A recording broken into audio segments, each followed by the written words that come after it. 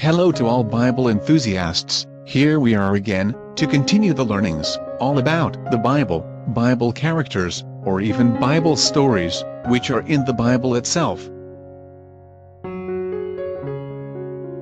Our subject today is about why there was two kingdoms in the house of the Lord, during the time of King Solomon.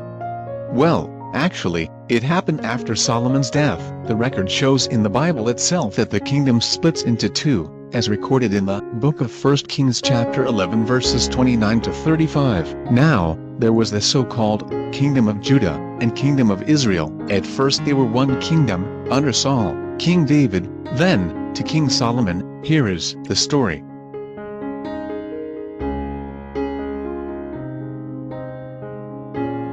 Rehoboam and Jeroboam, were they the same person? No, they were both rulers. They were both kings after King Solomon. Rehoboam was the son of King Solomon. Of course, normally, a son should be the next king. One day, a prophet named Ahijah met Jeroboam, and gave him, Jeroboam, 10 pieces of clothes that he torn into 12.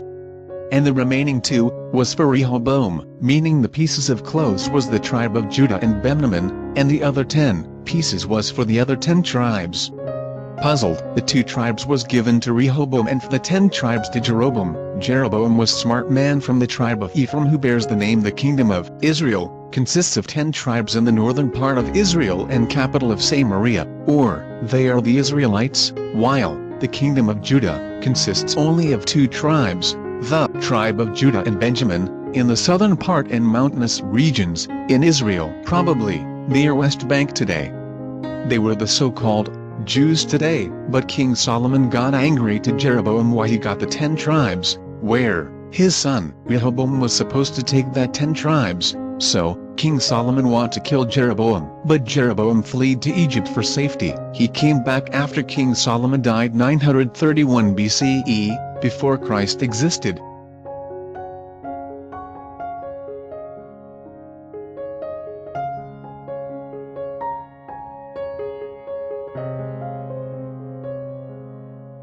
But the kingdom of Judah fell into a pagan nation, Babylon, in the year 587 to 586 BCE, under King Nebuchadnezzar, and destroyed the temple of Solomon, and burnt the house of the Lord. It was recorded in the books of 2 Kings 25, verses 8 and 9, Jeremiah 52 verses 12 to 13, 2 Chronicles 36 verse 1 to 21, and Jeremiah 52 verses 3 to 30. It was all because of their disobedience to God that caused their downfall, as we have discussed in our previous video, in the link down below. That was in the book of 2 Kings 17 verses 7 to 41. In other words, the kingdom of Judah was captured by a pagan nation, Babylon under Nebuchadnezzar, while the kingdom of Israel, in the north, was also captured and destroyed by a pagan nation, Assyria, in 722 BCE. They invaded the kingdom of Israel that consists of the 10 tribes that resulted to the so-called lost tribes of Israel, because the Assyrian government wanted to deport all the Israelites according to their military policy. So, the Assyrian army swept out all the 10 tribes from the north,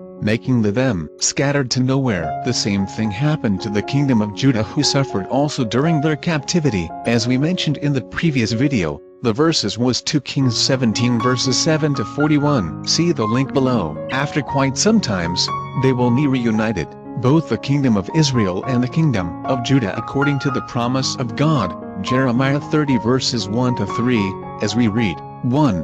The word that came to Jeremiah from the Lord, saying, 2. Thus speaketh the Lord God of Israel, saying, Write thee all the words that I have spoken unto thee in a book. 3.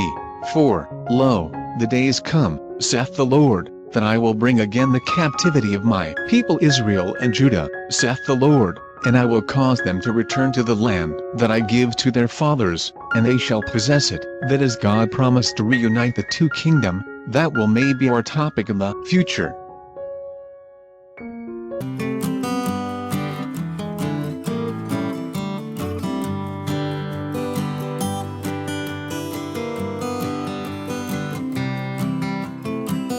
Do you know how brilliant is our God?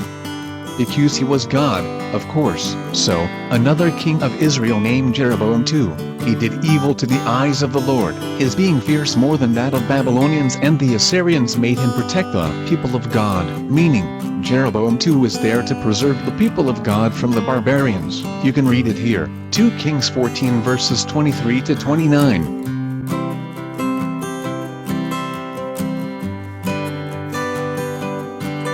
Thank you for watching.